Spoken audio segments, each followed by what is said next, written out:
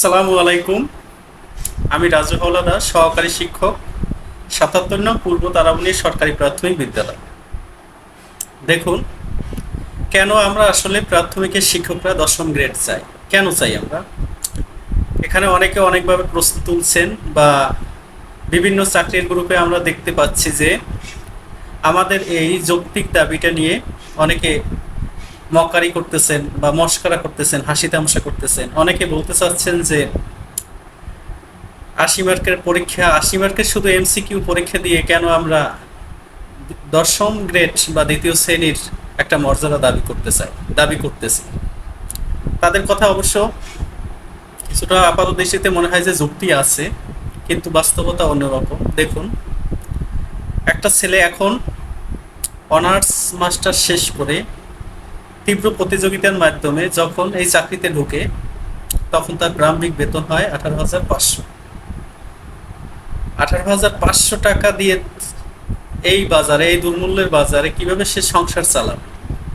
একজন টিচার হচ্ছে জাতির কারিগর বা জাতির মেরুদণ্ড, আমরা যাকে জাতির মেরুদণ্ড বলে মনে করি।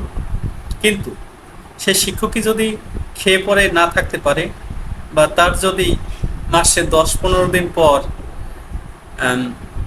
টাকার চিন্তা করা লাগে, মাসে ১০-১৫ দিন ভালোভাবে চলার পরে তারপর ১০-১৫ দিন কি খাবে না না খাবে, পেটের টান থাকে, তখন সে আসলে কিভাবে তার সংসারটাকে কন্টিনিউ করে? আমরা অনেকেই মনে করি যে সরকারি চাকরি যেহেতু অনেক কিছু, আসলে তেমন কিছুই না। ১৮,৫০০ টাকা এই বাজারে কিছুই না। আরও যদি বাসা ভাড়া নিয়ে থাকতে হয়, যাতায়াত একটা খরচ আছে, তারপর যদি মা বাবার একটু দেখতে হয়, সবচেয়ে আশ্চর্যজনক কথা হলো যে ভালো একটা ডাক্তার দেখানো যায় না এই টাকায়। তারপরে আমাদের টিফিন ভাত হচ্ছে ২০০ টাকা। আমরা যারা সহকারী শিক্ষক আছি তারা সবাই জানি যে আমাদের টিফিন ভাতা মাত্র ২০০ টাকা। তাকে ৩০ দিন দিয়ে যদি ভাগ করা হয় তাহলে ৬.৬৭ বা সামথিং কিছু হয়, ৬ টাকা আমাদের টিফিন ভাতা।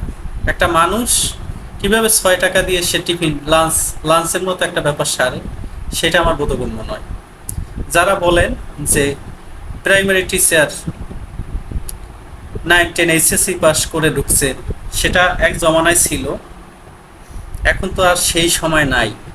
এখন বেশিরভাগ ছেলেমেয়েরা অনার্স মাস্টার্স করে এই পেশায় ঢুকছে, অনেকে পিএইচডি করেও ঢুকছে, সেখানে কমপ্লিট করে এই জবে আসছে। কেন আসছে?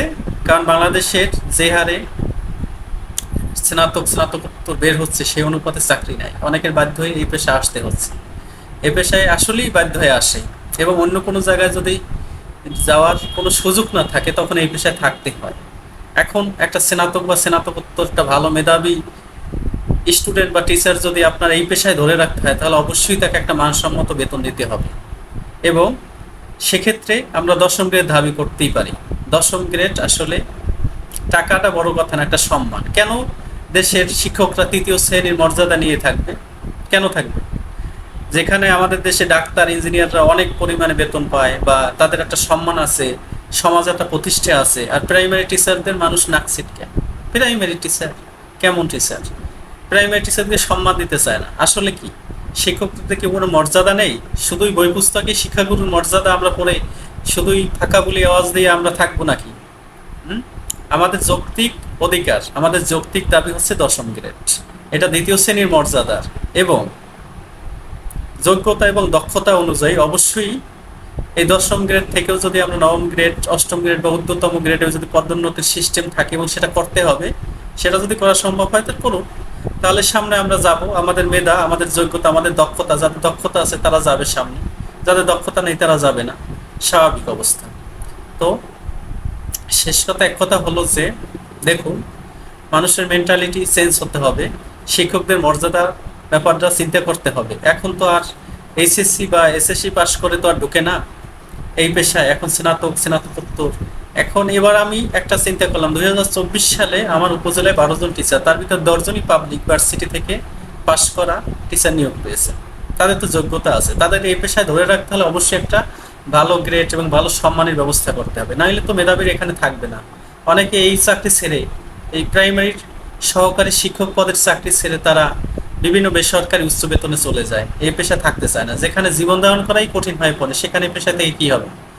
তাই অবশ্যই যদি দেশের শিক্ষাগত মান উন্নত করতে হয়, দেখুন বিশ্বের অন্যান্য দেশের অপেক্ষা বাংলাদেশের টিচারদের বেতন সর্বনিম্ন, যেখানে পাকিস্তানে 30,000 টাকা, বাংলাদেশি টাকা 30,000 টাকা বেতন থেকে শুরু হয়।